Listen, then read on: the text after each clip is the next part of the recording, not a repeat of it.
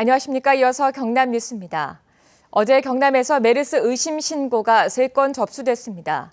경남 메르스 대책본부는 삼성 서울병원에 다녀온 뒤 열이 있다고 신고한 2명에 대해 검사한 결과 음성으로 나왔고 다른 1명은 현재 검사 결과를 기다리고 있다고 밝혔습니다. 현재 경남에서는 메르스 감염 잠복기를 의심해 10명이 병원에서 또 23명은 자택에서 격리 조치됐습니다. 이번 메르스 사태의 교훈으로 경상남도가 마산의료원에 격리 전용 병동을 만들기로 했습니다.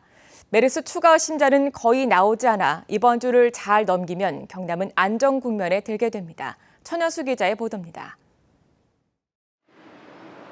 신축 공사가 진행 중인 경상남도 마산의료원입니다. 경상남도는 전염병 환자를 격리 치료할 수 있는 전용 병동을 만들기로 했습니다. 지하 1층, 지상 2층 규모입니다. 격리병동에는 8실, 16병상 규모의 음압병실도 들었습니다. 음압실은 오염된 공기가 외부로 흘러나가지 않습니다. 격리병동은 메르스와 같은 호흡기 전염병 환자와 일반 환자, 방문자, 보호자의 접촉을 차단합니다. 공기로 전파되는 질병을 효과적으로 차단하는 것입니다. 신종 감염병에 대해서는 접촉자로 하여금 감염률이 굉장히 높습니다. 그래서 이러한 걸 사전에 방지하기 위해서 별도 전용 병동을 설치해가지고 완전히 감염을 차단하겠다. 경남의 메르스 상황은 완연한 진정세입니다. 의심자 신고는 지난 주말 동안 한 건에 그쳤고 검사 결과는 음성으로 나타났습니다. 자택과 병원 격리 등 관리 대상은 349명으로 600명대였던 지난주보다 크게 줄었습니다. 오는 25일 창원 SK병원 격리가 끝나면 경남의 관리 대상은 50명으로 줄게 됩니다. 저희들 볼 때는 한 2, 3일 후면 거의 모든 분들이 정상적인 생활을 할 수 있을 정도가 될 것으로 그렇게 예상을 하고 있습니다. 그러나 메르스로 위축된 소비 심리는 좀처럼 회복되지 않고 있습니다. 홍준표 지사 등 경남도청 지휘부는 메르스 115번 환자가 찾아 직격탄을 맞은 식당에서 식사를 하는 등 소비 촉진 운동에 나섰습니다. KBS 뉴스 천현수입니다. 낙동강의 녹조가 올해도 심상치 않습니다. 정부가 녹조 저감을 위해 보수문을 때때로 열기로 했는데 근본적인 대책은 되지 못합니다. 보도에 손원혁 기자입니다. 밀양 지역 낙동강변, 녹색의 입자들이 강 표층에 떠다닙니다. 뭉쳐서 덩어리지기도 합니다. 낙동강에 4년째 녹조가 발생했습니다. 경북 지역 상류에는 지난 4일 이미 조류경보가 발령됐습니다. 녹조 저감을 위해 보를 때때로 개방하기로 했지만 효과는 미지수입니다. 지난 16일 창녕 함안보 등 4개 보에 수문을 열어 500만 톤을 방류했지만 창원 칠서치수장 인근에서는 독소를 내는 남조류 세포가 급격히 늘었습니다. 다소 완화되는 것은 시각적으로 상당히 효과가 있죠. 그러나 그게 이제 하나의 관리하는 방안으로 또 그다음에 녹조류를 감소시키는 그런 방법으로 활용하는 데는 뭐 큰 효과가 없고. 취 수장, 정 수장을 운영하는 자치단체는 비상입니다. 조류 차단막을 새로 설치했고 저감시설 등을 가동합니다. 정 수장에서는 탄산가스를 주입합니다. 조류가 광합성을 하면 산도 pH가 높아지는데 이를 낮춰야 하기 때문입니다. 8.7을 넘어가기 때문에 응집이 잘 안 이루어지고 있습니다. 탄산가스를 집어넣어가지고 pH 측정 범위인 6.5에서 7.5까지. 창원시는 녹조 대책으로 시설비에 약 10억 원을 투입했고 매년 약품 처리비 등 약 1억 원을 추가로 부담하고 있습니다. 다른 취 정수장에서도 대책 마련에 나서고 있습니다. 지난주 창녕 함안보에서 측정치가 조류 경보 기준을 크게 웃돌아 이번 주 측정 결과에 따라 경남에서 올해 첫 조류 경보가 발령될 것으로 보입니다. KBS 뉴스 손원혁입니다. 여름철을 맞아 하동에서는 타임스지가 선정한 10대 슈퍼푸드 중의 하나로 신이 내린 선물이란 별명을 가진 블루베리 수확이 한창입니다. 최세진 기자가 보도합니다. 지리산 자락 아래 실록이 펼쳐진 들판. 10년생 블루베리 나무가 탐스럽게 우거졌습니다. 무더운 날씨에 땀방울을 흘리면서도 수확의 기쁨에 얼굴에는 미소가 떠오릅니다. 알도 참 굵고요. 많이 열리고 참 맛이 좋습니다. 하동구는 정량면 등 30헥타르에서 해마다 100톤 정도의 블루베리를 생산하고 있습니다. 물이 잘 빠지는 토질에 지리산 자락의 찬 공기와 섬진강의 따뜻한 공기가 만나 블루베리 생산에 적집니다. 특히 올해는 가뭄 때문에 당도가 높아지고 육질이 단단해져 오히려 품질은 더 좋아졌습니다.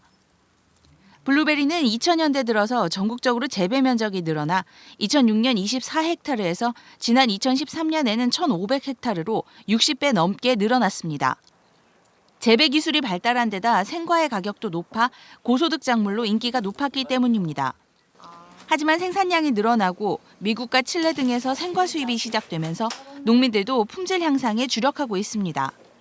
수요보다는 공급이 자꾸 늘어나는 추세이기 때문에 품질 위주의 생산을 한다는 거죠. 그래서 당도를 높인다든지 과일을 크게 키운다든지. 항산화 물질인 안토시아닌 성분이 풍부한 블루베리 생산은 오는 8월까지 계속됩니다. KBS 뉴스 최세진입니다. 국내 우유가 남아돌아 낙농 농가들의 고민이 큰 가운데 경남에서 생산된 우유가 중국으로 수출됩니다. 분유 재고가 45년 만에 최고여서 경남 낙농가에 큰 도움이 될 것으로 기대됩니다. 오종훈 기자의 보도입니다. 25년 동안이나 우유 생산을 해온 축산농가. 공급 과잉으로 제조업체에서 생산량 조절에 들어가며 일정 비율 이상 생산한 우유는 헐값에 넘기고 있어 고민입니다.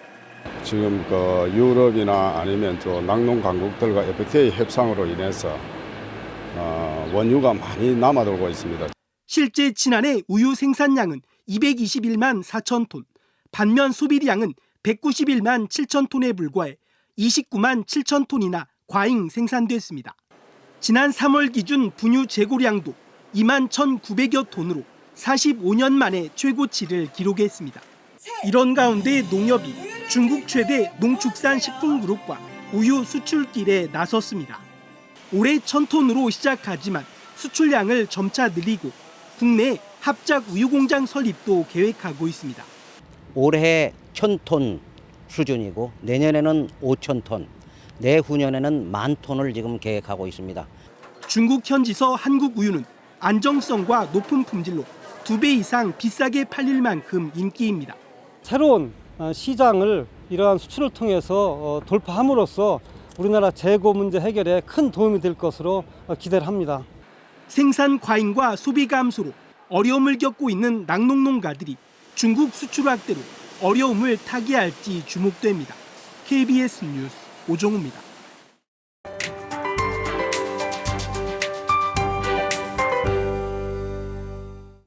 이제 절기 하지도 지났고 앞으로는 더위를 알리는 절기만 남았습니다. 점점 더 덥고 습해지겠는데요. 오늘은 어제보다 더 덥습니다. 내륙을 중심으로 30도 안팎까지 기온이 오르면서 한낮 더위가 기승을 부리겠습니다. 또 이번 주는 장맛비도 기다리고 있습니다. 목요일 서부 남해안을 시작으로 금요일까지 비가 내리겠습니다. 오늘 경남 지역은 동해상에 위치한 고기압의 가장자리에 들겠습니다. 따라서 한낮에도 구름 많은 하늘 모습을 보이겠는데요. 하지만 구름량만 많을 뿐 낮 동안 햇살은 강하겠습니다. 오늘 창원의 낮 기온이 27도, 창녕이 31도로 어제보다 1, 2도가량 높겠습니다. 서부 지역도 내륙을 중심으로 기온이 크게 오릅니다. 오늘 거창이 29도, 합천이 31도로 예년 이맘때보다 2, 3도가량 높겠습니다. 낮 기온이 크게 오르는 만큼 우리 지역의 자외선 지수는 대체로 높음 단계까지 올라갑니다. 낮 동안 외출하실 때는 햇볕을 가릴 수 있는 모자와 선글라스를 착용해 주시는 게 좋겠습니다. 위성 영상 보시면 우리 지역 곳곳으로 대체로 깨끗한 하늘빛이 드러나 있습니다. 오늘은 미세먼지 농도도 보통 수준에 머물겠습니다. 바다의 물결은 모든 해상에서 비교적 낮게 일겠습니다. 내일까지는 구름만 간간히 지나겠지만 목요일과 금요일엔 장맛비가 내립니다. 미리 장마 대비해 주시기 바랍니다. 기상정보였습니다. 마산 동부경찰서가 차량에 침입해 통장을 훔친 뒤 현금을 찾아 사용한 혐의로 48살 임모 씨에 대해 구속영장을 신청했습니다. 임 씨는 지난 16일 새벽 3시쯤 창원시 내서읍 상곡리의 한 도로에서 잠겨있지 않은 승용차에 침입해 통장 3개를 훔친 뒤 통장에 적힌 비밀번호로 현금 1,100만 원을 찾아 사용한 혐의를 받고 있습니다. 창원 중부경찰서가 남의 공작기계를 처분해 억대의 돈을 챙긴 혐의로 44살 김모 씨를 구속했습니다. 김 씨는 지난해 창원시 신촌동에서 제조업체를 운영하면서 다른 사람으로부터 빌린 공작 기계와 운영 중인 남의 기계를 무단으로 처분하는 등의 수법으로 모두 2억 9천만 원 이상을 횡령한 혐의를 받고 있습니다. 김 씨는 또 자신이 돈을 빌리면서 담보로 제공한 기계들도 마음대로 처분해 배임 혐의도 받고 있습니다. 진주 혁신도시 8번째 이전 기관인 한국저작권위원회가 어제부터 진주에서 업무를 시작했습니다. 직원 151명이 이전하는 한국저작권위원회는 한국토지주택공사, LH 신청사 5층 등 사무실 일부를 임차해 이전했습니다.